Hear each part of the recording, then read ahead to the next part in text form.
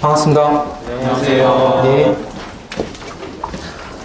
오늘 자료를 많이 드렸을 겁니다. 첫날이라서요. 그 자료 좀 봐주십시오.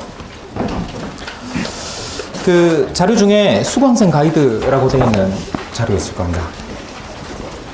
그 자료 보시면요. 그 첫 번째 이제 강의 대상, 1순환 과정을 이수했거나 이에 그 유사한 수준의 이런 수험생 되어 있는데, 이제 종합반 학생들 같은 경우에는 그 문제가 없을 것이고, 이제 그 본인한테 맞는 강의가 뭘까라고 생각해서 그냥 선택해서 오시는 분들도 있을 건데, 판단은요, 그 오늘 수업을 들어보시면 됩니다. 오늘이 이제 어떻게 하냐면, 그 2장, 4장, 5장을 다 해요.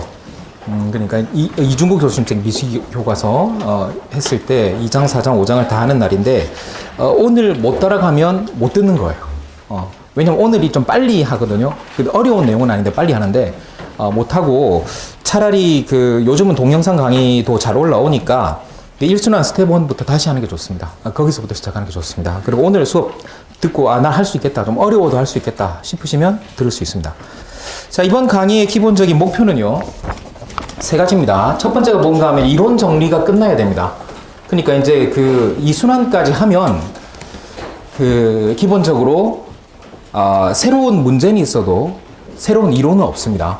갑자기 제가 3순환 가가지고 뒤통수 치고 안 그럽니다. 여러분 모르는 이론 이런 거 없습니다.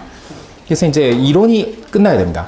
그래서 흔히들이 이제 신림동에서 고시촌에서 하는 말을 단권화를 끝내라라고 하는데, 꼭 한 권일 필요는 없어요. 어차피 이제 기출 문제, 이론 따로 있기 때문에 그 내용 정리를 끝내라는 거지. 근데 꼭 한 권을 만들어라 이런 거 아닙니다. 그냥 뭐 몇천 페이지 되는데 그 정리 그렇게 할 수는 없는 거고, 뭐 한 2권이나 3권 정도로 그렇게 정리하시면 되겠습니다. 그 다음에 두 번째 이제 기출 문제입니다. 물론 1순환 때도 기초적인 수준의 기출 문제를 조금 스텝 1에 넣어가지고 여러분들이 보셨어요. 근데 제대로 나오는 기출 문제를 보시면 여러분들이 정신이 없을 겁니다. 그래서 일단 2순환 때 기출 문제를 본격적으로 봅니다. 그 다음에 이제 이틀에 한 번씩 모의고사를 이제 보게 되어 있죠. 그래서 모의고사 거의 실전형으로 낼 거니까 여러분들이 잘 따라와 주시기 바랍니다. 요 정도 말씀을 드리고, 그 다음에 이제 주교재는요, 거기 이제 그 첫 번째 핵심 프린트 돼 있어요. 제가 이제 매 챕터별로 들어요. 이제 요거 좀 이따 설명드리고요. 그 다음에 이제 미거시 실전 문제집, 그 다음에 기출문제집, 요 책은 다들 부탁드립니다. 근데 이제 기출문제집은 2016년까지 들어와 있기 때문에 2017년 기출추록은 별도로 제공한다고 되어 있는데요. 2017년 문제 중에 몇 문제를 제가 모의고사에 끼울 거예요. 그래서 이제 그거 적당히 시험 봤다 싶으면 제가 추록 만들어가지고 드릴 거니까 일단 그렇게 진행한다고 보시면 되겠습니다. 자, 이번 강의에서 제일 중요한 것 중에 하나가 이제 단권화, 자료 정리하는 건데, 그럼 어떻게 정리할까? 몇 가지 방법을 써놨는데요. 그냥 이제 제가 제일 추천하는 방법은 뭔가 하면, 여러분들이 이제 제 1순환을 들으셨으면 경제학 그 워크북 있을 거예요. 그리고 이제 제가 매일 이 핵심 프린트라고 드리는 게 뭔가 하면 그 챕터 그에 빠진 내용들이에요. 그래서 이제 그 챕터 뒤에 끼우시면 돼요. 오리고 붙이고 쓰고 이럴 거 필요 없이 그냥 그 챕터 뒤에 끼우시면 돼요. 그 다음 두 번째, 나는 뭐 이런 책 별로고, 교수님이 쓰신 책 중심으로 공부했습니다.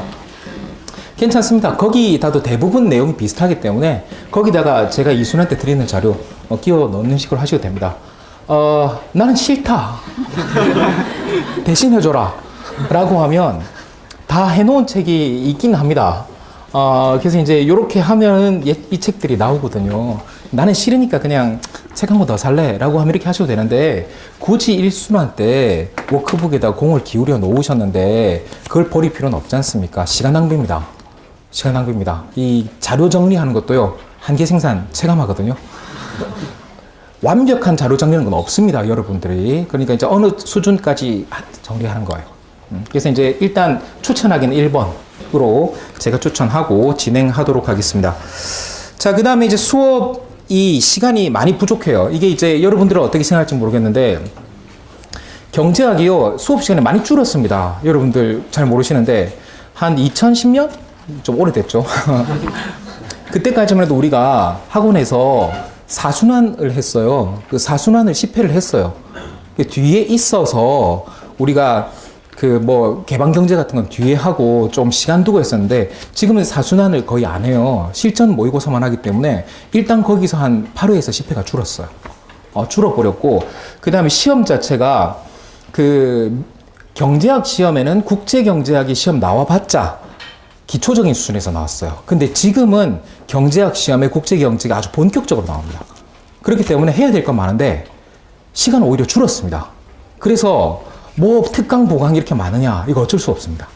어쩔 수 없고 그래서 일단 그 수업 시간을 최대한 확보하기 위해 가지고 오늘은 첫날이라서 좀 늦게 시작을 하지만 일단 시험 없는 날 내일부터 1시에 시작합니다. 오늘 한 거 내일 시험 낼 거 없기 때문에 일단 3회부터 모의고사 보는데요. 일단 1시에 시험 있는 날도 1시, 시험 없는 날도 1시 이렇게 생각하시면 되겠습니다. 끝나는 시간은 제 마음대로 생각하면 됩니다. 자, 그 다음에 시험은 기본적으로 복습형입니다. 복습형. 그러니까 이제 삼수능 가면 예습형 시험을 봐요. 근데 우리는 그런데 복습형 시험을 보고 채점은 제가 계속 점검하겠습니다. 잘하고 있는지 못하고 있는지. 제일 중요한 게 뭔가 하면 채점자들도 다 능력이 있는 분들인데 채점자끼리 편차를 줄이는 게 중요하거든요. 저는 그쪽을 조금 신경 써서 보도록 하겠습니다. 다음 페이지 보시면 이제 특강 진행이 나와 있는데 다 들어야 됩니다. 직렬 무슨 관계없이 여러분 다 들으셔야 됩니다. 이거. 그래서 일단 보시면은 기출문제 특강은 뭔가 하면 그 기출문제 중에 보면은요 한 문제 푸는데 20분 30분 걸리는 문제 있어요. 문제가 한 페이지 넘어요. 그런 것들은 수업 시간에 하면 다른 걸 못하기 때문에 그런 문제들 빼갖고 했는데 작년에 해보니까 3회 정도 하면 되더라고요. 그래서 일단 1시간씩 3회 할 겁니다. 이거는요. 그 다음에 이제 국제무역론 특강, 국제금융론 특강은 국제경제학을 별도로 공부하는 분이든지 안 하는 분들이 이제 다 들어야 됩니다. 그러니까 안 한 분들도 들을 수 있게 진행을 하는데 안 한 분들도 들을 수 있는 알찬 내용을 해요. 그러니까 나는 국제경제학 따로 하니까 안 들어도 된다 그런 거 아닙니다. 국제경제학 하는 분도 듣고 안 하는 분도 듣고 다 들어야 됩니다. 다시 말씀드리지만 사과를 드리지만 학원이 경제학 횟수가 줄었어요. 그렇기 때문에 좀 이렇게 진행을 하는 거 이해 바랍니다. 자, 그 다음에 뭐 질문은 수업 마치고, 그 다음에 예복습 관련해가지고 여러분들이 좀 본인 이제 나름 전략을 세우는데 이제 예습 중심 학습을 할 수도 있고 복습 중심 학습을 할 수도 있어요. 근데 이제 처음에 예습으로 마음을 먹었다가 주로 복습으로 넘어가거든요. 그렇게 가는데 여간에 목표는 뭔가 하면요. 당일 끝내야 됩니다. 강의 끝나고 나면요, 분량이 엄청나요. 그래서 제가 이 순환을 진행할 때 여러분들 이 순환 동안 공부할 양을 드린다라고 생각하고 드리는 게 아니고 지금부터 시작해가지고 겨울 내내 공부할 걸 드린다라고 생각하고 던져요. 이거를 생각을 해보세요. 어떻게 하냐면 경제학과 4학년 졸업한 애들이 우리 시험 보는 문제를 잘 못 풀어요. 그 정도 시험을 봐야 되는 거기 때문에 제가 일단은 넉넉하게 드릴 겁니다. 그리고 여러분들 겨울 동안에 뭐 1차에 매진하실 수도 있고 1, 2차 병행하실 수도 있는데 병행하실 분들이 이제 계속 이렇게 반복 학습할 수 있는 것을 목표로 일단 그렇게 진행을 해요. 자, 그 다음에 이제 스터디는 하고 싶은 분들 하시는 겁니다. 그래서 이제 수업 자체가 따라가기 힘들다라고 하시는 분들은 이론 가지고 서로 이제 이렇게 확인할 수도 있겠죠. 그 다음에 제가 가능한 실전 문제는 여기 이제 여러분들이 사오신 그 문제집을 다 풉니다. 거의 다 풉니다. 근데 이제 기출 문제는 가끔 풀어보세요 할 거예요. 그런 문제들 여러분들이 스터디 하셔도 괜찮겠습니다. 그 다음에 이제 어떻게 뭐 재주가 있으신 분들은 뭐 재작년 모의고사를 해가지고 모의고사 있는 날은 올해 거 보고 모의고사 없는 날은 작년 거 보고 뭐 재작년 거 보고 그런 식으로 하시는 분들도 있더라고요. 뭐 그렇게 하셔도 괜찮겠습니다. 그 다음에 실력은 되는데 나는 스텝 1 안 들었는데 하시는 분들 스텝 1 안 풀어봤는데 뭐 하는 경우에는 스텝 1은 스텝 2보다는 쉽거든요. 그래서 이제 스텝 1으로 뭐 스터디를 하셔도 괜찮겠습니다. 뭐 그 정도 내용일 거다라고 일단 생각을 해주시면 되겠고 몇 가지 당부 말씀드리겠습니다. 여러분들이 뭐 수업의 주인이지만 다른 분들도 있으니까 뭐 갑자기 졸려 하면서 벌떡 일어나고 나가면은 깜짝 놀래거든요. 그러니까 여러분들이 뭐 수업 시간에 조금 조심을 해주시면 좋겠다 하는 거고요. 자, 그 다음에 미시경제학, 거시경제학 출제 현황표 있을 겁니다. 요거는 기출문제집에도 맨 앞에 출제 현황표가 있어요. 근데 그게 제가 그거 하고 나서 그 거시집 개정하고 그 다음에 워크북 새로 내고 그랬거든요. 그래서 그 체계를 좀 바꿨어요. 그래서 이제 체계 바꾼 거 하고 2017년 문제까지 들어있으니까 지금 책의 내용을 요거로 이제 바꾸시면 좋겠다 싶습니다. 그 다음에 큰 표 있는 자료 하나 있죠. 이제 5장 소비자 이론 주요 도표 해가지고 나오는 거. 요거는 이제 그 숙제예요.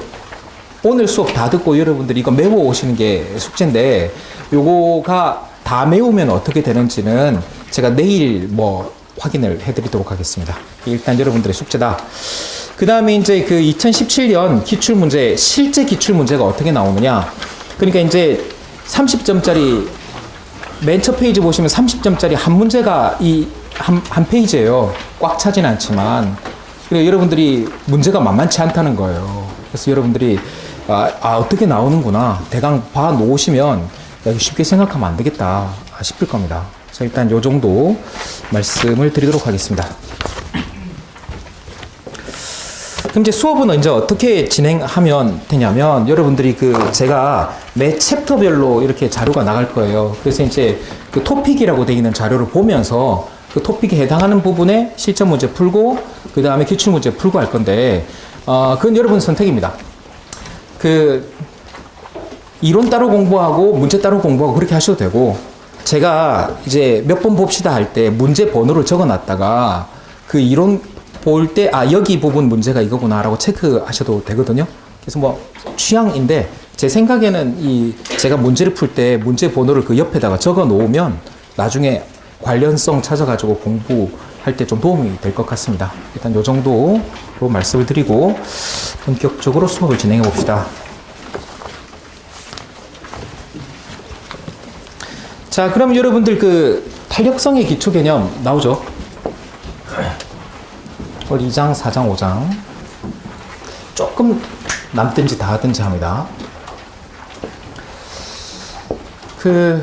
처음에 보시면 탄력성들 나와요. 가격 탄력성, 소득 탄력성, 그 다음에 교차 탄력성이 있는데, 교차 탄력성 두 개예요. X 가격이 변할 때, Y 가격이 변할 때. 탄력성 정의는 다 아십니다. 여기서 이제 몇 가지만 말씀드리겠습니다. 그래서 이제 우리가 소비자 이론을 오늘 배우는데, 소비자 이론에 두 축이 있어요. 소비자 이론의 제일 중요한 축이 첫 번째가 탄력성이고요. 두 번째가 뭔가 하면 슬러츠기 방정식이에요.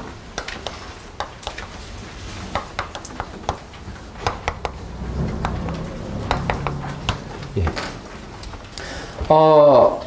그래서 이제 그 탄력성들을 나타내는데, 일단 몇 가지 시작하면서 몇 가지 말씀을 좀 드리겠습니다. 첫 번째요. 탄력성을 나타낼 때 어떻게 하냐면, 델타를 써서 나타낼 때도 있고, D를 써서 나타낼 때도 있고, 라운드 기호를 써서 나타낼 때도 있어요. 근데 원칙적으로는 크게 관계없습니다. 네, 크게 관계없는데, 이게 이제 왜 이런 문제가 생기냐면, 탄력성에 원래 점 탄력성이라는 게 있고, 구간 탄력성이라는 게 있어요. 그러니까 이제 10에서 11이 됐다라고 하면 이건 사실은 상당히 큰 변화거든요. 이제 구간 탄력성이고, 10지점에서 탄력성을 구하면 점 탄력성이라고 이렇게 이야기해요. 그래서 이제 우리가 주로 시험에 낼 때 점 탄력성을 내는데, 학생들이 이해를 돕기 위해 가지고 구간 탄력성 개념을 써요.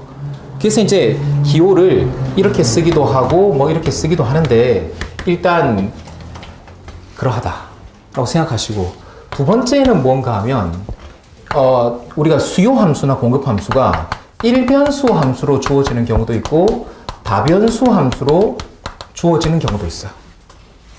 다변수 함수로 주어질 때는 원칙적으로 이 라운드 기호를 써주는 게 맞아요. 왜냐하면 다른 조건이 일정할 때라고 전제를 하기 때문에. 그리고 이제 일변수일 때는 그냥 요 둘 중에 하나를 써주시면 되는데, 이거를 따지는 책을 별로 못 봤어요. 그래서 일단 요 기호들은 그냥 섞어 써도 된다. 경제학 수준에서는요. 그렇게 생각하시고, 두 번째, 마이너스 부호를 붙이는 문제가 있습니다. 그래서 다른 탄력성들은 기본적으로 마이너스를 안 붙여요. 근데 어디 이제 탄력성을 붙여놓냐면, 마이너스 붙여놓냐면, 이제 수요의 가격 탄력성에는 마이너스를 붙여서 정의를 하죠. 그래서 거의 이제 70% 교과서들이 탄력성을 정의할 때 마이너스를 붙여서 정의해서 결과적으로 뭐가 나와요? 양수가 나오게 하는데 나머지 교과서에서는 마이너스를 안 붙이는 경우도 있어요. 외국 책에는 안 붙이는 게 또 한 반반 돼요. 그러니까 이건 붙일 수도 있고 안 붙일 수도 있다. 자, 그 다음에 세 번째, 탄력성을 나타내는데 여러 가지 방법, 여러 가지 기호가 있습니다. 여기 나오는 P하고 Q는요, 일종의 이게 대명사예요. 가격의 대명사. 그 다음에 이게 수량의 대명사죠. 예를 들어서 요 P 자리에 PX가 들어갈 수도 있고, P1이 들어갈 수도 있고, 다양한 형태로 들어갈 수 있습니다. 그 다음에 이제 Q 자리도 꼭 Q로 들어가는 게 아니고 X가 들어가기도 하고, X1이 들어가기도 하고, 다양한 형태로 들어가니까 여러분들이 주어진 기호에 맞춰가지고 그렇게 적응을 하시면 되겠습니다. 그 다음에 지금은 4개의 탄력성이 주어졌는데 뭐가 나와 있냐면 수요 가격 탄력성. 이게 이제 정확하게 말하면 수요 자기 가격 탄력성인데 뭐 자기란 말은 안 써도 돼요. 두 번째 소득 탄력성. 그 다음에 이제 교차 탄력성 2개가 나와 있죠. 교차 탄력성. 그래서 뭐 다른 건 문제가 없는데요. 교차 탄력성은 여기 보시면 X 가격이 변할 때 Y 수량이 어떻게 바뀌느냐. 그 다음에 이제 Y 가격이 변할 때 X 수량이 어떻게 바뀌느냐 이렇게 돼 있어요. 근데 그냥 교차 탄력성이라고 하면 이걸 어떻게 구분합니까? 구분 못하죠. 구분 못하죠. 그래서 문제에서 어느 쪽 교차 탄력성인지를 밝혀야 돼요. 원칙적으로. 근데 이제 이거를 좀 뚜렷하게 나타내 주려고 기호를 크로스 탄력성인데 어떻게 쓰기도 하냐면 책에 따라서는 지금 뭔가 X 가격이 변했을 때 Y의 탄력성이거든요. 기본적으로.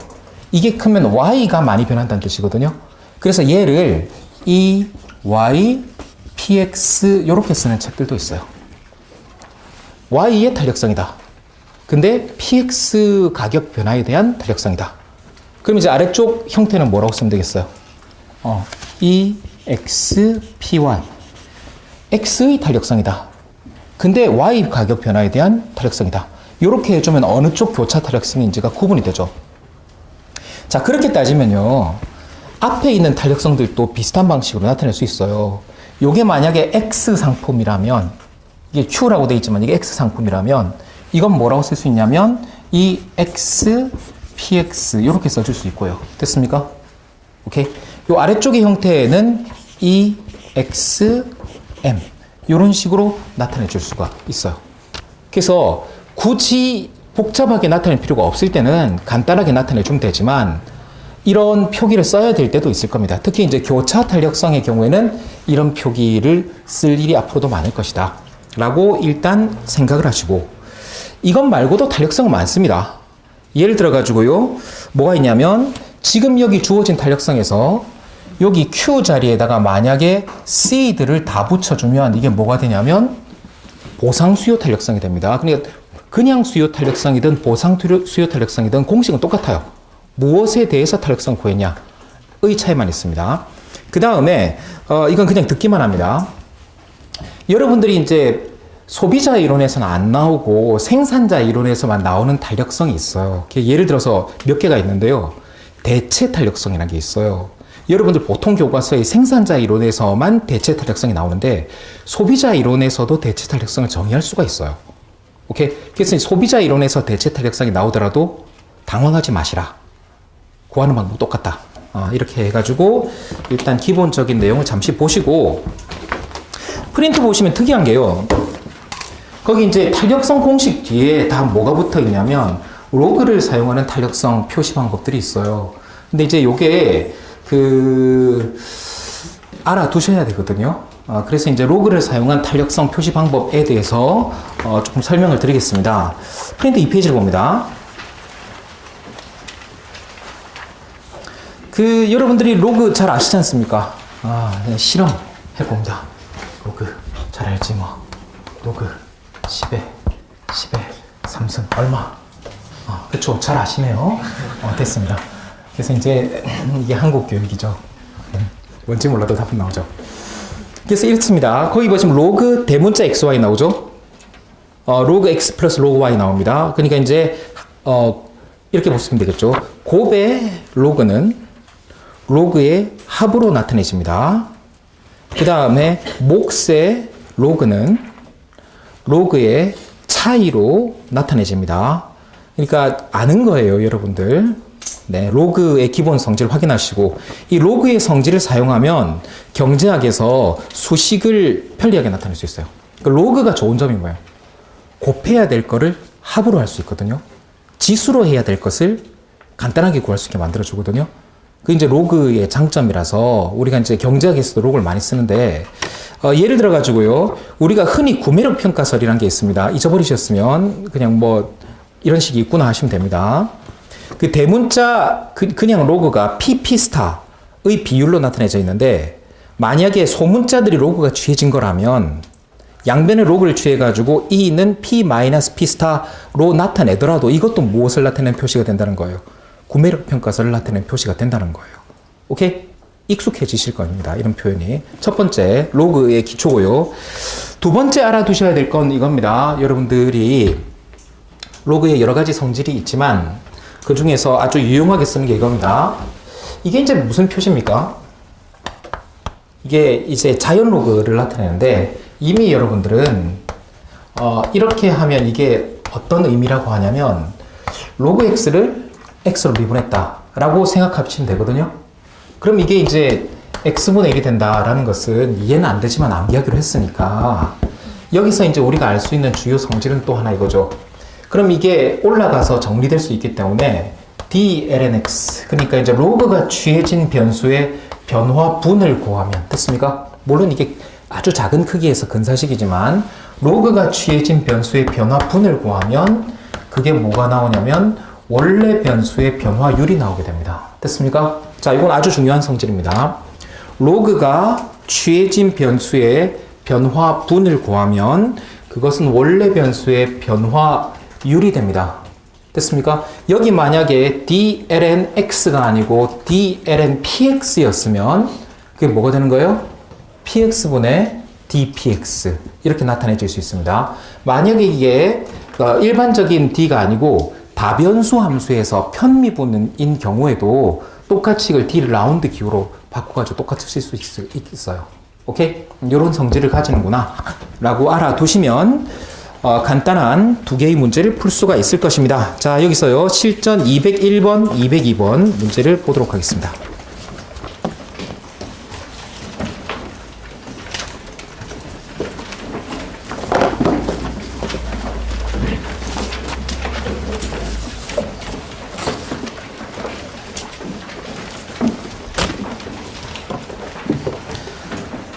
쌀과 옷 두 상품이 있다. 이때 수요 함수가 다음 같은 형태로 주어졌다라고 되어 있죠.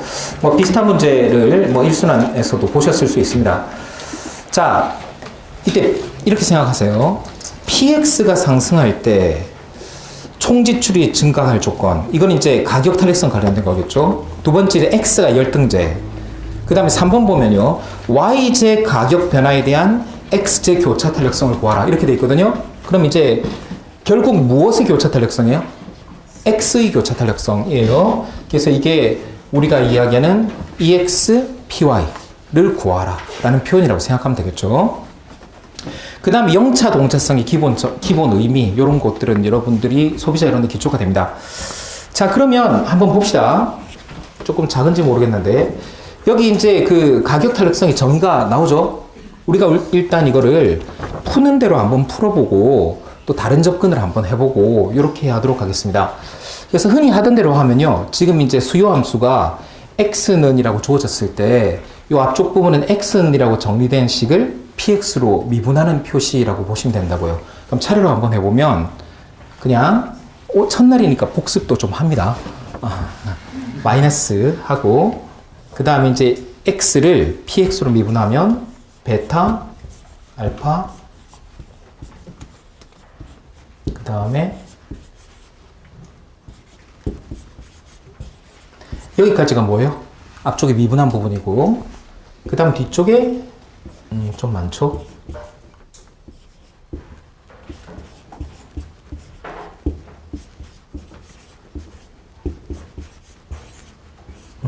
이게 이제 탄력성이 됩니다. 그럼 잘 보시면 아시겠지만 여기서 알파 없어지고 py 없어지고 m 없어지고 다 없어져요. 그 다음 px는 베타 마이너스 1승인데 여기서 px가 곱해지면 베타승 되거든요. 그래서 여기서 여기까지 하면 다 없어져요. 그래서 뭐만 남냐면 지금 주어진 수요 함수에서 px의 지수에 해당하는 베타 값이 탄력성을 결정짓게 돼 있어요.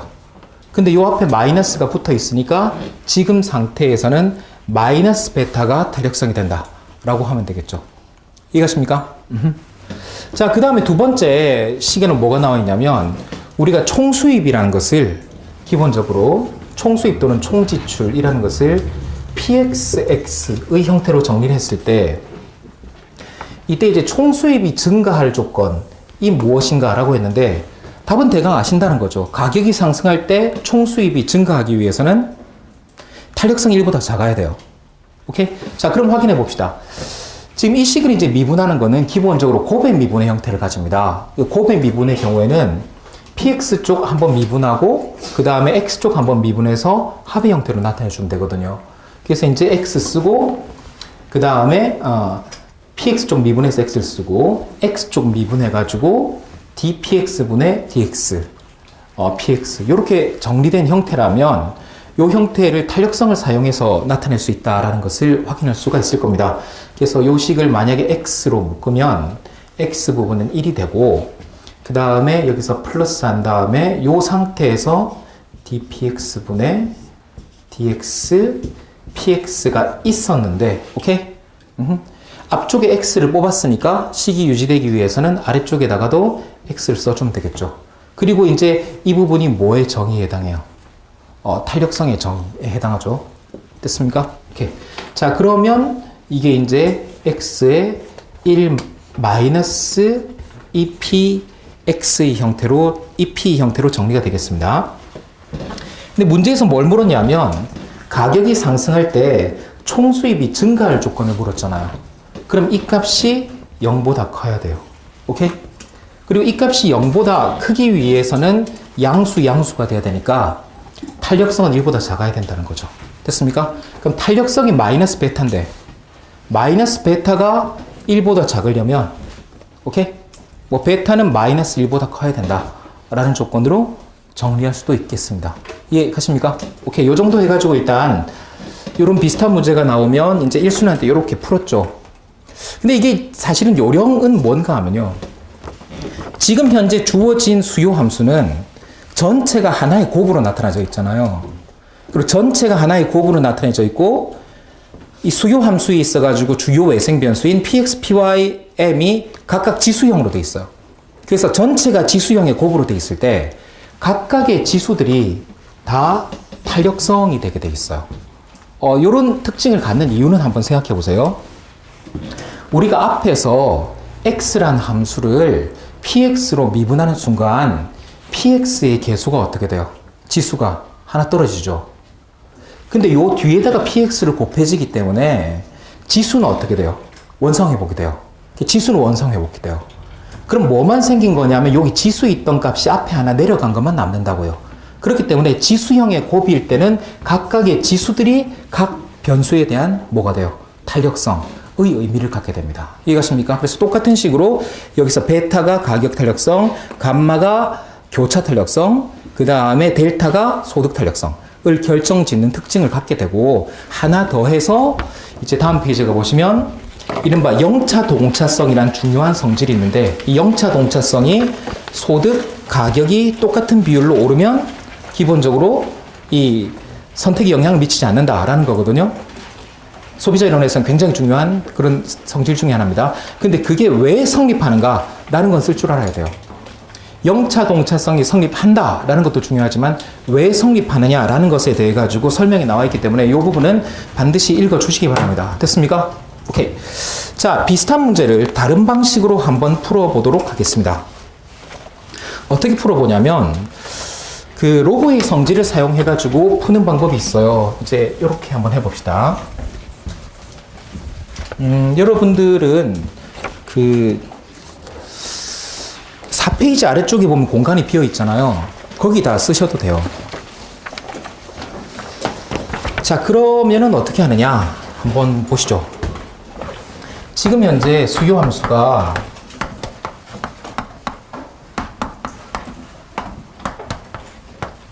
이렇게 주어진 상황인데 탄력성을 이제 쉽게 구하는 방법이에요. 우리가 이제 대강 알았잖아요. 탄력성이 어디 있어요? 베타, 감마, 델타 얘들이 탄력성이에요. 근데 우리가 이 식을 양변에다가 자연 로그를 취하면 어떻게 쓸 수 있냐면 lnx는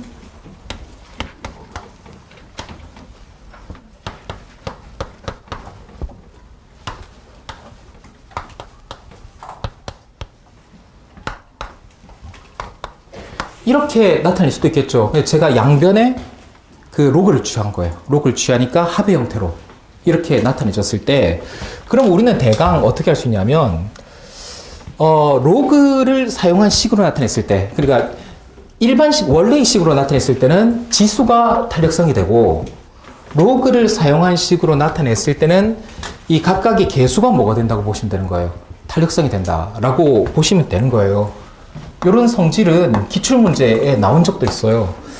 자, 그러면 이걸 이렇게 한번 확인해 볼 수 있겠습니다.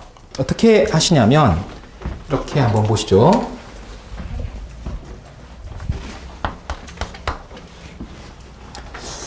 여기서 여러분들이 어떻게 보시냐면 요 lnx 그 다음에 이제 lnpx 이런 걸 한 덩어리라고 생각하세요. 뭐 y나 x나 뭐 이런 걸 생각하세요. 그 다음에 지금 형태는 수요 함수가 다변수 함수거든요. 다변수 함수이기 때문에 원래대로 하면 편미분 기호를 써주는 게 맞아요.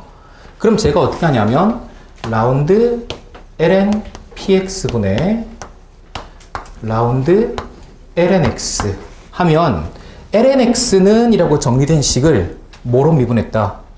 ln px로 미분했다 이렇게 됩니다. 정확하게 말하면 편미분했다가 됩니다. 그럼 이제 요 식은 뭔가 하면 다른 건 다 불변이라고 정리를 해놓고 얘로 미분했다라는 소리가 되니까 요게 이제 얼마가 되냐면 요게 이제 그냥 하던 대로 할게요. 요게 그냥 지금 현재로 베타가 나와요. 오케이? 근데 요 베타가 나왔을 때 요 부분을 어떻게 쓸 수 있냐면 방금 제가 dlnx가 이게 로그의 성질상 뭐로 쓸 수 있다고 했어요? x분의 dx, 즉 로그의 변화분은 원래 변수에 뭐가 된다? 변화율이 된다 라고 했기 때문에 여기 라운드 lnx를 뭐라고 볼 수 있냐면 얘를 이제 x분의 라운드 x 이렇게 쓸 수 있다고요. 됐습니까? 오케이. 그 다음에 라운드 ln px는 뭐라고 쓸 수 있겠어요? px분의 라운드 px 이렇게 쓸 수 있게 돼요. 오케이? 그리고 여기다가 제가 만약에 마이너스 부호를 하나씩 붙여준다면 오케이? 이게 이제 뭐에 정의하고 일치하게 됩니까? 다변수 함수에서 가격 탄력성에 정의하고 일치하게 됩니다. 오케이? 그래서 이제 로그를 사용해서도 이렇게 탄력성을 나타내 줄 수가 있다라고 생각을 하죠. 됐어요? 오케이. 이렇게 보시고 그래서 시험 문제 저는 학생들이 로그의 기초는 경제학과 전공이면 기본 알기 때문에 요 정도 식으로 그냥 시험에 나올 수도 있다고 봐요. 근데 실제 시험에는 이렇게 나오지 않고 살짝 변형을 해서 시험에 나왔습니다. 어떻게 나왔냐면요. 그래서 일단 여러분들이 그 프린트 1페이지에서 아까 이제 프린트 1페이지에서 그 탄력성 식 끝에 보시면 뭐가 나오냐면 괄호 안에 는 해가지고 마이너스 델타 lnp 분의 델타 lnq 돼 있잖아요. 근데 그 델타 lnp만 가지고 이미 뭐의 의미가 있다고요? p분의 델타 p의 의미가 있다고요. 이해가십니까? 그 다음 델타 lnq가 q분의 델타 q의 의미가 있어서 로그를 사용하면 탄력성을 좀 편리하게 쓸 수 있다라는 성질이 있다라고 생각하시고, 그 다음에 이제 이 식이 다음 단계로 이제 변형이 이루어질 때 이거를요, 양변을 어차피 알파, 베타, 감마, 델타는 문제에서 상수로 전체를 하기 때문에 이걸 양변을 변화분으로 나타냈다라고 이렇게 이야기하기도 하고, 이걸 이제 전미분 전개했다고 이야기하기도 해요. 그래서 이 식을 이제 전미분 전개를 하면 얘를 한 덩어리라고 생각하는 거예요. 그러니까 여러분들 그 편미분하고 dx 붙이고 편미분하고 dy 붙이고 이런 작업을 해봤거든요. 그럼 이 식이 어떻게 되냐면 이제 편미분, 이제 전미분 전개했을 때 D, ln x는 요건 상수기 때문에 기본적으로 없어집니다. 전미분하면요. 그 다음에 여기서도 이제 요걸 한 덩어리라고 보는 거예요. 그럼 이제 이게 베타 D ln px 그 다음에 감마 D ln py 그 다음에 델타 D ln m 요렇게 증분의 형태로 나타낼 수도 있게 됩니다. 됐습니까? 그래서 이제 이런 형태의 수요함수가 굉장히 수학적으로 유용하고 편리하기 때문에 한 번 변형해서 이렇게 줄 수도 있고 한 번 더 변형해 가지고 이런 형태로 줄 수도 있게 되는데 중요한 점은 어떻게 나타냈든지 여기 있는 요 계수값들이 계속 뭐가 된다는 거예요. 탄력성의 의미를 갖게 된다라는 것이라고 생각하면 되겠습니다. 이해가십니까? 자, 실제 시험에 어떻게 나왔냐면 202번처럼 시험에 나왔습니다. 물론 이 문제는 경제학에 출제된 게 아니고 재정학에 출제된 문제예요. 근데 재정학이 뭐 경제학 응용 파트니까 재정학이 시험 나온 게 경제학이 못 나온다는 보장 없거든요. 오케이? 그럼 지금 여러분들이 보시면 이 문제에서 좌변이 델타 로그 x라고 돼 있잖아요. 이해가십니까? 델타 로그 x라고 돼 있는데 그 교수님들이 라운드 학생들 어려워할까봐 그냥 델타로 쓰고 그래요. 델타 로그 x라고 되어 있지만 이 자체가 뭐라고 보면 된다고요? x분의 dx라고 생각하시면 된다고요. 이해가십니까? 그리고 보시면 다 로그 px, 로그 py 한 다음에 계수들이 붙어 있죠. 오케이? 그럼 요 계수들이 뭐가 되겠어요? 탄력성에 해당하는 값이 된다고요. 그러니까 네가 경제학과를 나왔으면 그 정도는 알아야지 재경직은 경제학과 나왔다고 생각하는 거잖아요. 그러니까 이제 이 정도씩은 이해를 해야 된다라고 실제 시험에 나왔던 거예요. 그럼 아래쪽에 봅시다. 자, x제의 자기 가격 탄력성을 구하라고 하고 있습니다. 이해가십니까? 여러분들이 아는 보통의 탄력성을 다른 말로 뭐라고 하냐면 자기 가격 탄력성이라고 그래요. own price elasticity라고 해요. 오케이? 근데 보통 자기를 생략하죠. 자, 그러면 x의 자기 가격 탄력성은 얼마가 됩니까? 2.5가 되는 거죠. 됐죠? 오케이. 그 다음에 y 가격 변화에 대한 x의 교차 탄력성을 구하라고 되어 있습니다. 이해가십니까? 그럼 이것도 몇 번씩에서 나옵니까? 첫 번째 식에서 나옵니다. 오케이? 그러니까 뭐가 변했냐면 y 가격이 변했어요. y 가격이 변했는데 x가 얼마나 변했느냐. 이걸 이야기하기 때문에 두 번째 문제에 대한 답은 0.5가 되겠습니다. 이해가십니까? 그리고 이제 교차 탄력성이 양수라는 것이 서로 보완제인지 대체제인지를 의미하는지는 아실 겁니다. 그 다음에 세 번째, 여가는 정상제인가 열등제인가 이렇게 되어 있습니다. 그래서 지금 이 문제에서 x제, y제, 여가 이렇게 하는 게 재정학에서 많이 쓰는 그런 표현 방법이에요. 그래서 꼭 여가가 안 나오더라도 실제 이제 경제학에 낼 때 이게 어려우면 여가 빼고 하면 될 거 아니에요. 오케이? 그래서 일단 그 시험에서는 로그 z 돼 있는데 이게 여가가 뭐냐? 근데 맨 마지막에 보시면 일단 소득을 나타내는 변수로 이렇게 L의 로그 델타 로그 m이 있고 이해가십니까? 그럼 여기서 로그 변수가 양수, 즉 소득이 증가할 때 여가는 증가한다는 겁니까? 여가는 감소한다는 겁니까? 여가는 감소한다는 겁니다. 이해가십니까? 그래서 탄력성은 얼마냐라고 하면 마이너스 0.8이고 그럼 이 문제에 있어가지고는 여가는 열등제 의미를 갖습니다. 이해가십니까? 그래서 이제 실제 문제에서는 이 내용을 읽으면 여가가 정상제인지 열등제인지에 따라 가지고 임금률이 상승할 때 원래 그 반응이 달라지게 돼 있잖아요. 그걸 이럴 수도 있고 저럴 수도 있다 하면 틀리는 거예요. 이 문제에 의하면 여가는 열등제이기 때문에 열등제에 대해서만 써야 돼요. 오케이? 요런 문제가 뭐 7, 8년 전에 재정학에 나왔는데 뭐 경제학에도 못 낸다는 보장 없다. 그러니까 일단 이런 성질을 알아두시면 앞으로 상당히 편리할 것입니다. 자, 일단 이렇게 해가지고 탄력성과 관련된 두 문제를 보았습니다. 자, 그 다음에 이제 그 5장 자료 보세요.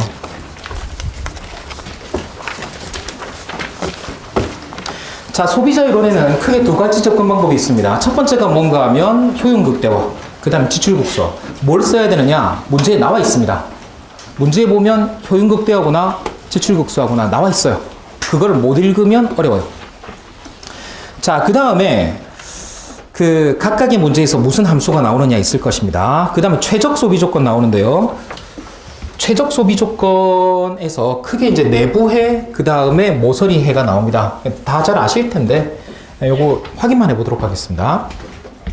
그래서 내부해를 전제로 할 때, MRS XY하고 PX, PY 각각이 그림상 무엇을 의미하는지는 잘 아실 겁니다. 이 식이 일치해야 되는 이유는 무엇입니까? MRS XY는 기본적으로 뭘 의미하냐면 YJ에 대비해서 X를 얼마나 좋아하는지를 나타냅니다. 거기에 비해 PX, PY는 뭔가 하면 YJ에 비교해서 XJ가 얼마나 비싼지를 나타냅니다. 그러면 이게 등호가 성립해야 하는 이유는 부등호면 안 되기 때문이에요. 그래서 만약에 부등호라면 X가 비싼 정도하고 X를 좋아하는 정도 중에 뭐가 더 커요? X를 좋아하는 정도가 크니까 X를 늘리면 돼요. 오케이? 개선이 가능하니까 효율적인 상태가 아니고 반대의 경우에는 X를 줄이면 돼요. 대신에 Y를 소비하면 돼요. 그래서 이게 이제 기본적으로 최적 소비 조건이 된다. 두 번째, MRS라는 것은 MUX, MUY의 비율로 나타낼 수 있기 때문에 이 식을 두 번째 형태로 PX분의 의 형태로 나타낼 수가 있는데 이것의 의미는 이제 1원당 한 개형 일치시킨다라고 되어 있거든요. 근데 여기인데 일단 오른쪽에다가 이유는 묻지 마시고 이렇게 람다 해 놓으시고요. 여기다가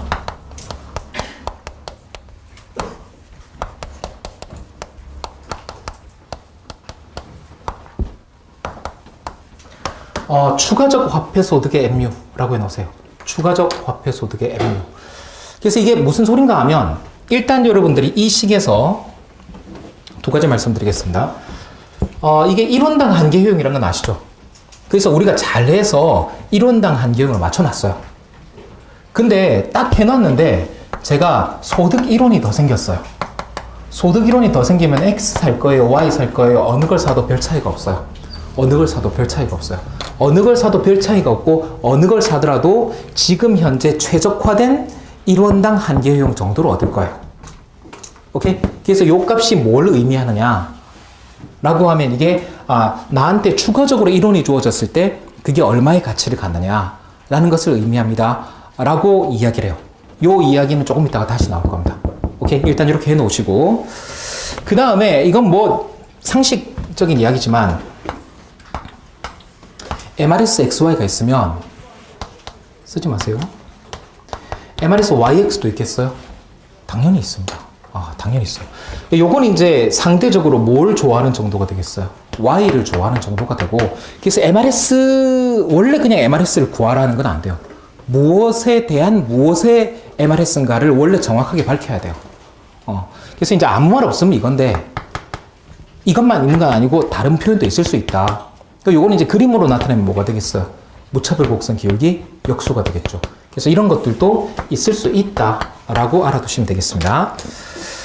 자, 그 다음에 여러분들이 인간적으로 슬러츠기 방정식이 뭔지는 아실 겁니다. 그러니까 이제 3페이지 보시면요. 가격 변화 효과를 경제학자들이 뭐와 뭐로 이제 구분해 본 거예요? 대체 효과라는 거하고 소득 효과라는 거로 구분해 봤다. 그래서 이제 대체 효과와 소득 효과의 제일 쉬운 개념은 뭔가 하면 다른 거 줄이면서 늘리면 그걸 뭐라고 해요? 다른 걸 줄이면서 늘리면 대체 효과. 다른 거를 줄이지 않고도 늘 수 있으면 소득 효과. 뭐 이렇게들 구분을 하죠. 더 쉽게는 무차별 곡선 상에서 이렇게 오면 줄이면서 늘었으니까 대체 효과. 무차별 곡선 간에 다른 거 줄이지 않으면서도 늘어나면 그거는 더 잘 살게 된 거네. 소득 효과. 이렇게 이야기들을 하죠. 그랬을 때 여러분 다시 프린트 1페이지 가보세요. 여러 개의 곡선들이 있습니다. 거기 보시면 소득 소비 곡선부터 여러 가지 곡선이 있는데 일단 여러분들이 이런 곡선들이 나왔을 때 생각할 것은 뭔가 하면 각각의 곡선들이 무엇이 일정하다는 전제에서 나왔느냐라는 것을 생각하세요. 첫 번째, 소득 소비 곡선, 앵겔 곡선 있죠. 우리 소비자 이론에서 기본적으로 세 개의 변수는 px, py, m이거든요. 근데 소득 소비 곡선이나 앵겔 곡선 구할 때는 px, py는 변해요, 불변이에요? 불변이고 m만 변하면서 무슨 일이 생기냐라고 하는 거예요. 그래서 요 아래 보시면 이제 소득 소비 곡선, 앵겔 곡선은 세 가지 효과 중에 소득 효과만 담는 곡선이며 여러 가지 성질이 있다. 됐습니까? 그리고 이제 소득 소비 곡선상에서는 px, py가 변한 적이 없기 때문에 그 선상에서는 상대 가격이 일정해요. 기울기가 일정하다라고 해도 되고 상대 가격이 일정하다라고 해도 돼요. 거기에 비해서 두 번째, 가격 소비 곡선이 있습니다. 가격 소비 곡선. 가격 소비 곡선은 px든 py든 어느 쪽이 되어도 관계없습니다. 어느 쪽이 관계없는데 px 변화에 대한 가격 소비 곡선을 구해라 라고 하면은 다른 거는 변화 없이 얘만 변하는 걸 이야기를 하는 거예요. 오케이? 그러면 가격 소비 곡선 상에서는 뭐가 일정하겠어요? 명목소득 일정하게 됩니다. 이해가십니까? 명목소득 또는 지출액 일정하게 됩니다. 자, 거기에 비해서 보상수요함수 있습니다. 보상수요함수는 효용 또는 실질소득을 일정하게 유지시켜주는 함수이므로 무엇만을 반영합니까? 대체효과만을 반영합니다. 이해가십니까? 그리고 보상수요 곡선 상에서는 보상이 이루어져서 실질소득이 일정하다 또는 무엇이 일정하다? 효용 수준 일정하다라고 생각하시면 되겠습니다. 이해가십니까? 그러니까 각각의 곡선이 무엇이 일정하다는 조건 하에서 구해지는 곡선이냐, 그리고 무슨 효과를 담고 있느냐라는 것이 각각의 곡선에 대한 기초가 되겠죠. 오케이, 일단 이렇게 해서 소비자라는 기초를 확인하시고 다음 페이지 가보시면 뭐 영차 동차성의 개념, 간접 효용함수, 지출함수의 개념 이런 것들은 당연히 답에 쓸 수 있어야 됩니다. 그러니까 채점자에 따라서는요, 지출함수 구해라 라고 했는데 답만 맞으면 주시는 분도 있을 수가 있고 지출함수의 정의 쓴 다음에 답을 쓴 사람에게 1, 2점 더 줄 수도 있습니다. 3명 중 1명이라도 정의에 대해서 점수를 더 줄 수도 있잖아요. 그렇기 때문에 원칙적으로 정의들은 잘 알아놓는 게 좋아요. 그럼 지출함수의 정의가 뭐예요? 이거는 이제 뭐와 뭐가 일정할 때라고 생각하시면 됩니다. 가격과 효용이 일정할 때, 여러분 책에 있는 게 더 좋은 거예요. 지금 갑자기 부르는 거니까 지금 좋은 거 아니에요. 자, 가격과 실질소득이 일정할 때 최소 지출액. 이게 뭐예요? 지출함수. 그 다음에 가격과 명목소득이 일정할 때 최대 효용. 이게 뭐예요? 간접 효용함수. 이렇게 되는 겁니다. 여러분들이 그 각각의 함수의 정의들 잘 알아놓으시기 바랍니다. 그 다음에 이제 보통 수요 곡선, 보상 수요 곡선. 우리가 이제 보상 수요 곡선을 도출하고 중요하게 생각하는 가장 중요한 이유 중에 하나는 후생 변화의 엄밀한 측정을 위한 그런 측면이 있다라고 나와 있을 겁니다. 자, 여기까지 하고요. 208번은 여러분들이 혼자 봅니다. 208번을 제가 설명하면 제가 설명충이 됩니다. 여러분 직접 보시고 지금은 그냥 좀 뛰어넘고 220번 문제하고 221번 문제를 보면서 소비자 이론 기초를 확인하도록 하겠습니다.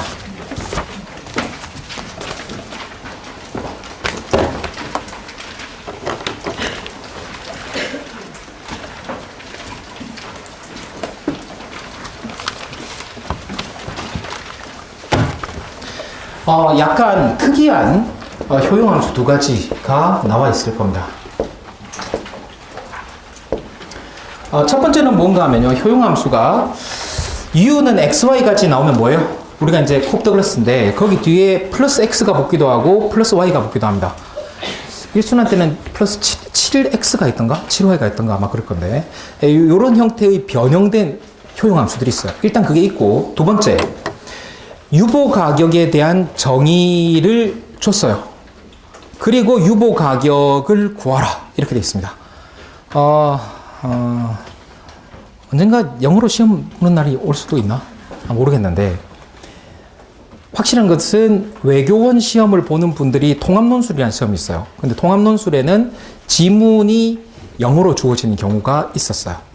그러니까 이제 우리도 저는 영어로 답을 쓰라. 영어로 문제를 낸다. 하지만 참고 지문 하나 정도 영어로 주고 시험 문제 낼 수 있다고 생각해서 계속 이런 문제를 내보는데 안 나오더라고요. 그냥 그렇습니다. 이렇게 영어로 냈을 때 이제 단점은 이제 제가 바로 이제 읽어야 되는데. Buyer's reservation price is the most amount. 네가 읽어보세요. Willingness to pay. 그래서 이제 뭔가 하면 최대한 낼 용기가 있는 금액을 유보 가격이라고 한다. 그래서 그 가격을 넘어서 버리면 소비자가 떠나가기 때문에 이 유보 가격을 walkaway price 또는 walkaway point라고 부르기도 한다. 이렇게 되어 있습니다. 오케이? 그러니까 요거는 그냥 독해하시면 되는 거고. 자, 결국은 뭐를 구하라냐고 하는 거면 유보 가격을 구하고 그 다음에 유보 가격이 뭐에 어떤 영향을 받느냐라는 거예요. 그 소비자 이론 여러분들이 푸시는 거 그거 연습한다라고 생각하고 한번 봐주시면 되겠습니다. 쭉 보세요. 지금 현재 next u는 xy면 좋겠는데 뒤에 y가 하나 붙었습니다. 그 다음에 subject to 예산선에 대해서는 특별한 이야기가 없었죠. 네. 자, 좀 간단하게 해보겠습니다. 원래대로 하면 이렇게 되는데 지금 현재 y의 가격이 1이고 그 다음에 명목소득이 5라고 했으니까 이렇게 정리하면 되겠죠. 됐죠? 그 다음에 이제 최적 소비 조건은 MRS를 구하는 건데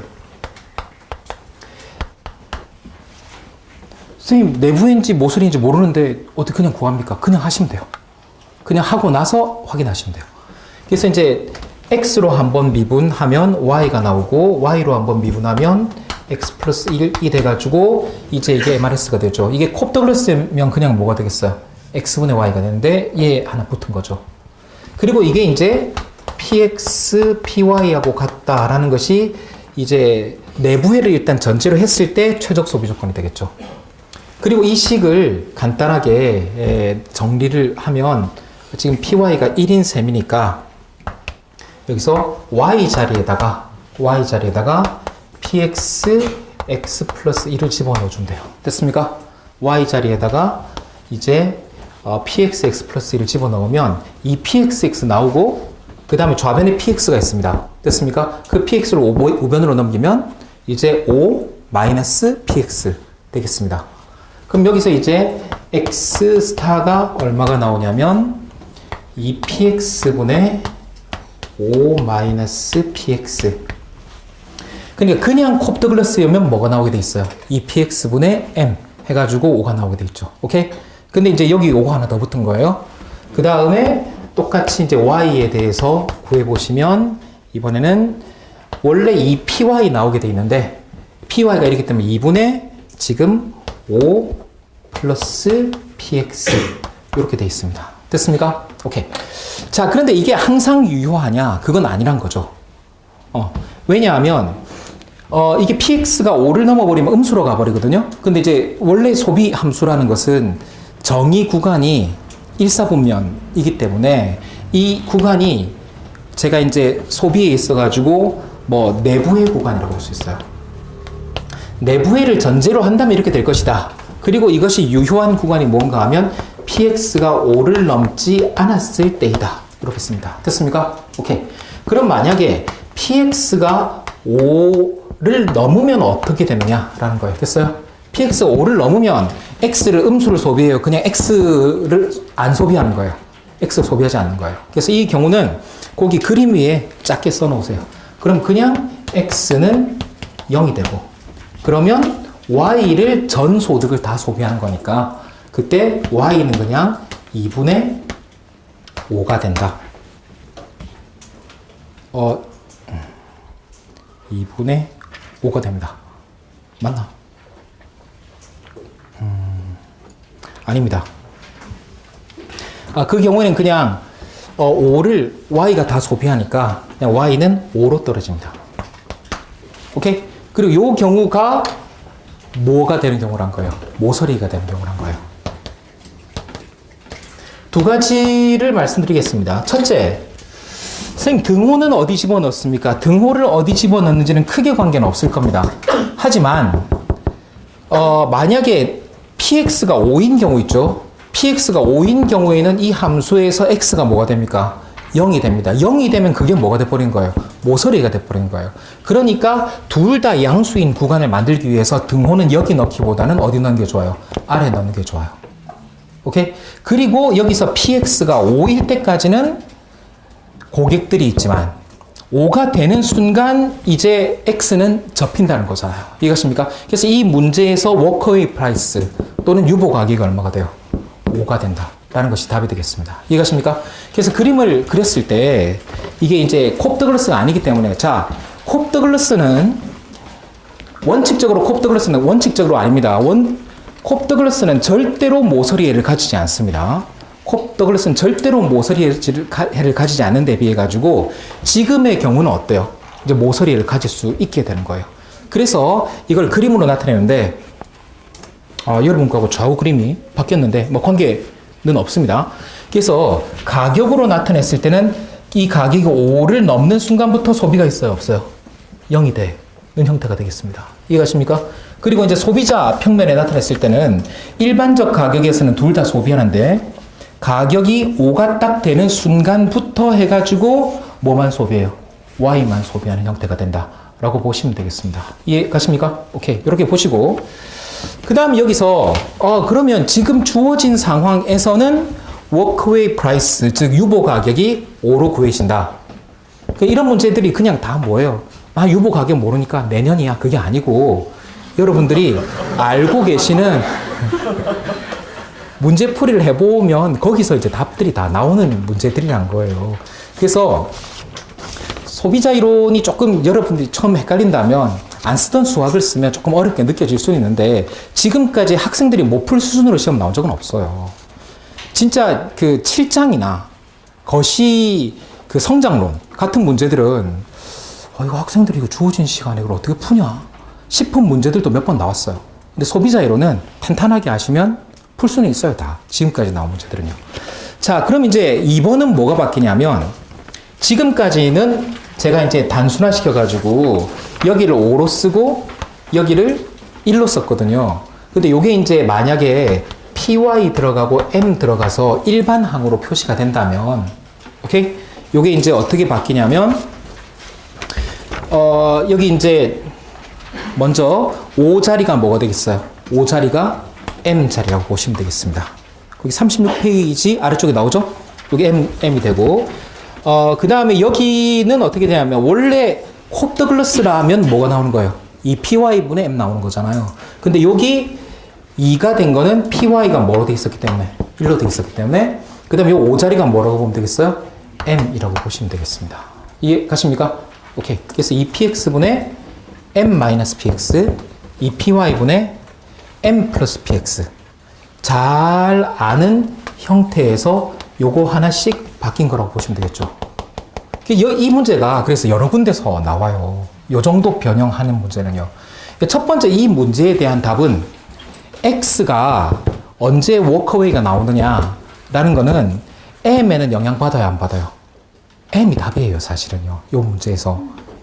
오케이? 그 px가 m을 넘는 순간 이제 워커웨이가 나와버리거든요. 그래서 이제 m에는 영향을 받는다. 근데 py에는 영향을 받는다. py는 영향을 안 받는다. py는 영향을 안 받아요. 오케이? 그래서 이제 이 문제가 이렇게 나오기도 하고 똑같은 결론을 가지고 어떻게 나오기도 하냐면 이렇게 나옵니다. 여러분들이 이제 그 뭐 일순환까지 쭉 하실 때 이런 말 들어봤을 겁니다.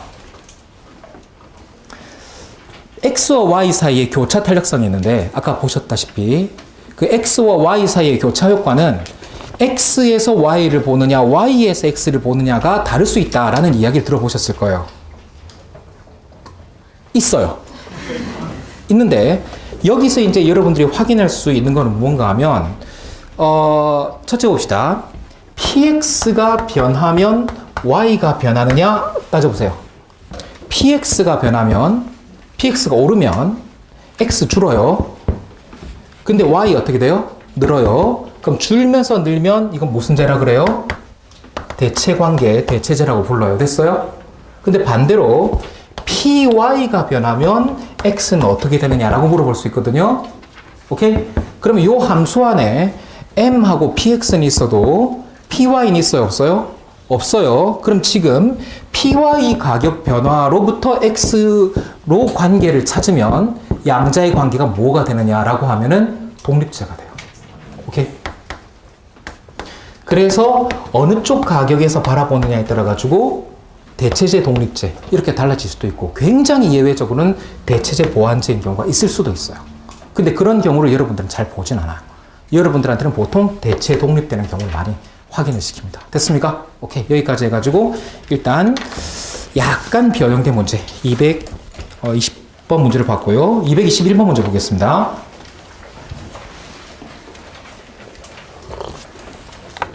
자, 소비자 효용함수가 다음과 같이 주어졌다라고 되어 있습니다. 일단 여러분들이 이 효용함수를 보면서 난감하게 느낄 수가 있습니다. 효용함수인데 왜 마이너스가 붙었냐? 라는 게 일단 여러분들이 느끼시는 걸 거예요.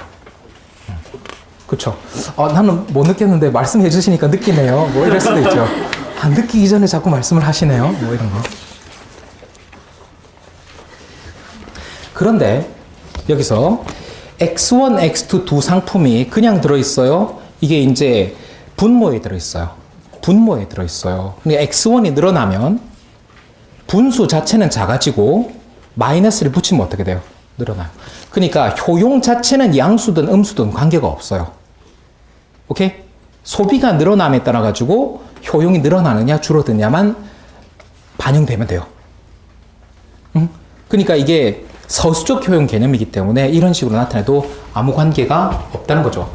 자, 그러면 이렇게 해보도록 합시다. 자, 문제에서 주로 물어보는 내용들을 확인할게요. 첫째, 강단조성. 두 번째, 한계 대체율의 체감. 그 다음에 영차 동차성. 그 다음에 소득 소비 곡선과 엥겔 곡선.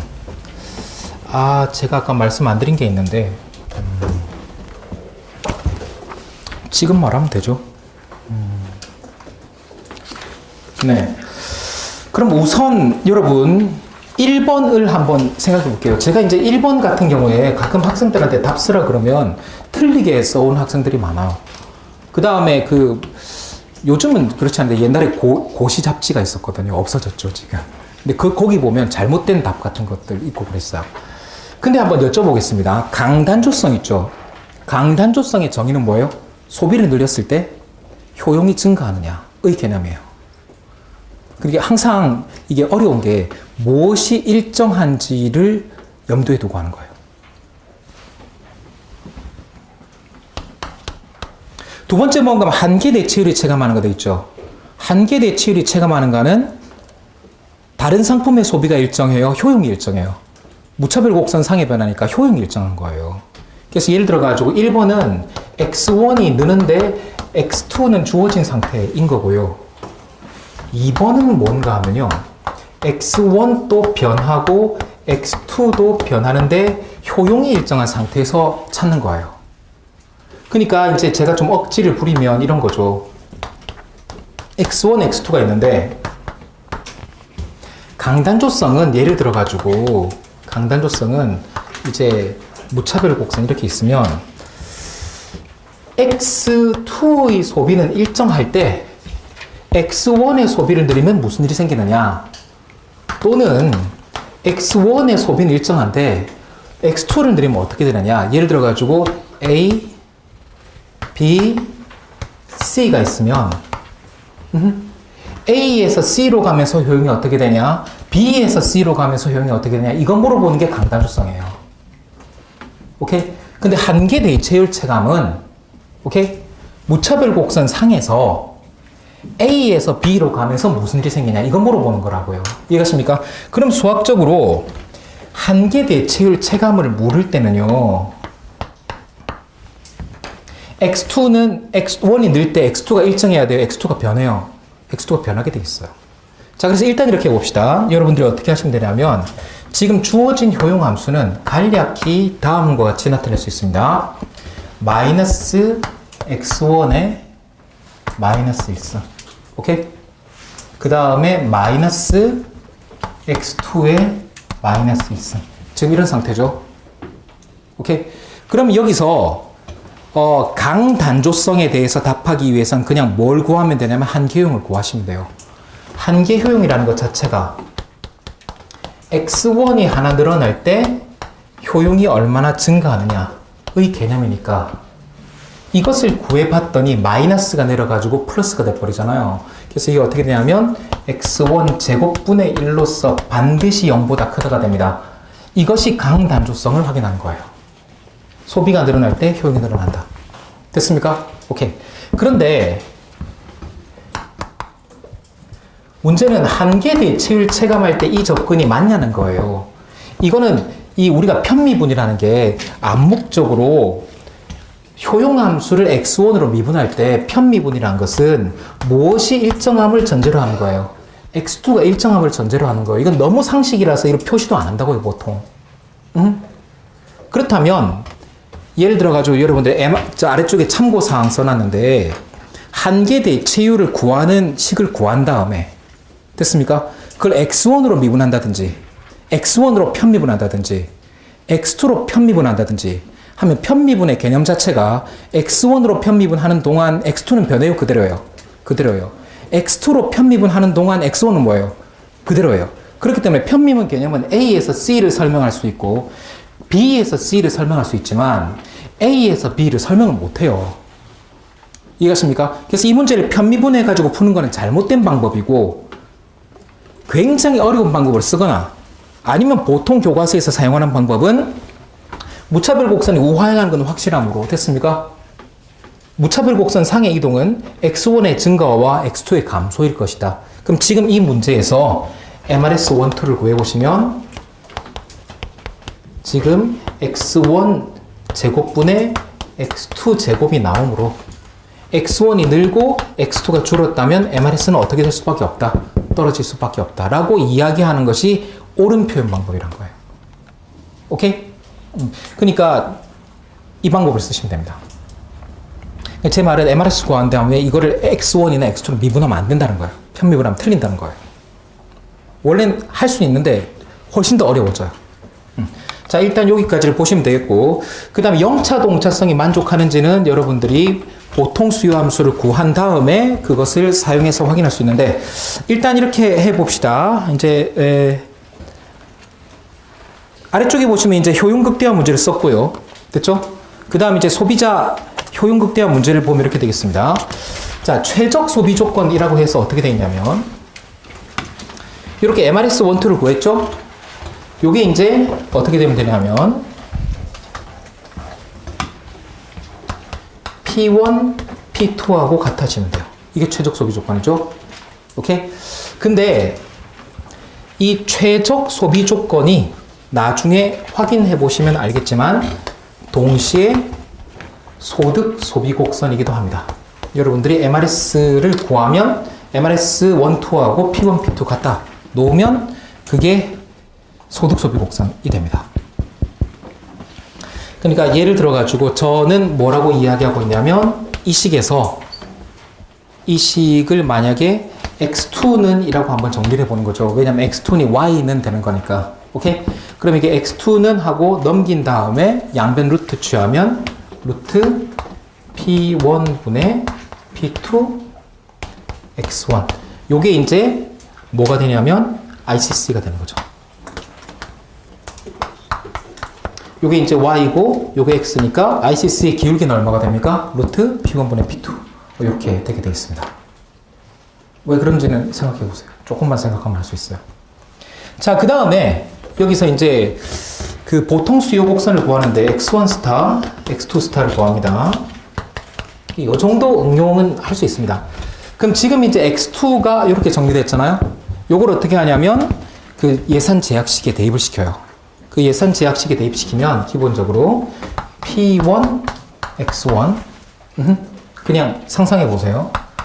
그 다음에 P2가 있고 그 다음 X2 자리에 뭘 쓰는 거예요? 얘를 쓰는 거예요. 오케이? P2, X2는 M 있을 때 여기 X2 자리에다가 얘를 대입시켜 버리면 아마도 잘못했구나. 맞나? 네. 네. 이게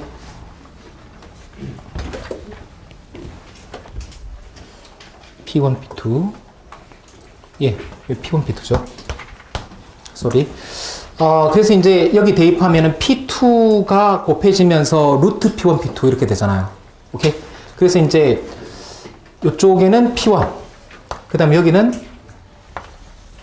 루트 P1, P2, X1. 이렇게 정리되겠죠. 그럼 조금 더 묶을 수도 있습니다. 이제 예를 들어가지고 얘를 루트 P1으로 묶으면 뭐가 나오겠어요? 루트 P1 플러스 루트 P2. 그렇게 묶이는데 일단 뭐 있는 그대로 해가지고 X1은 지금 현재 대입해서 정리해보면 예 P1 플러스 루트 P1 P2분의 M. 그 다음에 여기는 P2 플러스 루트 P1 P2분의 M. 이렇게 나옵니다. 이게 지금 제가 뭐라고 구해놓은 식인가 하면 보통 수요 곡선을 구한다고 구한 식인데 이 보통 수요 곡선은 동시에 앵겔 곡선이기도 합니다. 그래서 기본적으로 보통 수요 곡선하고 앵겔 곡선은 같은 함수예요. 둘 다 최적 소비 함수. 효용 극대화의 해로서 최적 소비 함수인데 이걸 굳이 구분을 안 하는데요. 잘 보세요. 하지 마세요.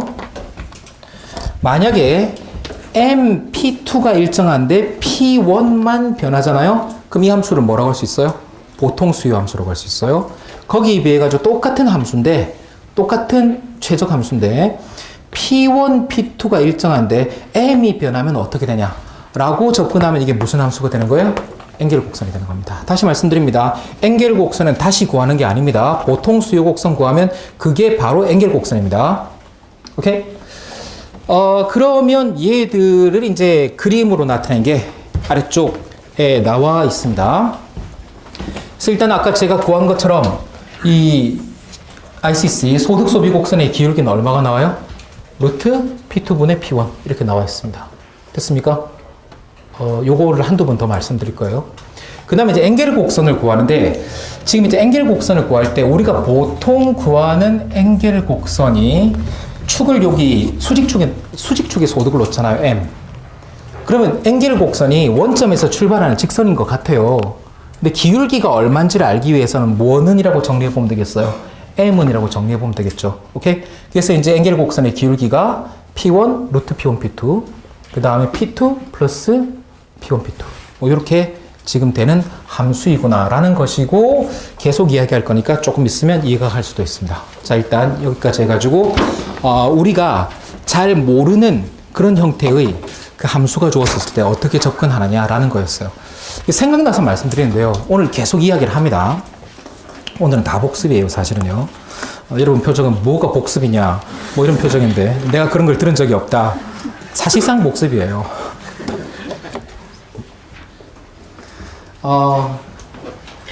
뭘 말씀드리려고 했더라. 지금 이제 220번하고 221번을 봤는데 두 개의 아주 중요한 차이가 하나 있어요. 220번은 사실상 모서리에가 가능한 효용함수예요. 오케이? 근데 이제 221번은 모서리에가 가능할까요? 불가능할까요? 그럼 모서리가 가능한지 불가능한지를 어떻게 알까요? 글쎄, 원칙적인 방법은 이 MRS 함수에서 대강 추정을 해볼 수가 있어요. 이게 어떻게 되냐면, 만약에 제가 X1을, 그러니까 MRS라는 것은 둘 중에 하나를 좋아하는 정도잖아요. 근데 만약에 X1이 0에 가까울 정도로 작아진다면, 오케이? 제가 X1을 좋아하는 정도가 어떻게 된다는 거예요? 어마어마하게 커진다는 거예요. 그러니까 너 모서리에 한번 해봐 하려고 X1을 줄이다 하는데 너무 X1이 간절해지는 거예요. 그러면 가격이 아무리 비싸도 어떻게 하겠어요? 조금은 소비해야 된다 라고 생각될 수가 있어요. 그래서 사실은 요식 나오는 순간 저는 뭐 모서리에는 안 나온다라고 알고, 여러분들은 지금부터 안 나온다라고 알고 하면 좋겠어요. 그래서 사실은 아시지만 콥터 글렀을 때도 어떻게 돼 있어요? 이게 이제 2승 2승이 아니고 그냥 1승 1승 돼 있잖아요. 그렇기 때문에 그때도 X가 줄어들 때 X를 좋아하는 정도 엄청 간절해지는 거예요. 그래서 절대로 그 모서리를 갖지 않는 그런 형태의 효용함수가 되게 돼 있어요.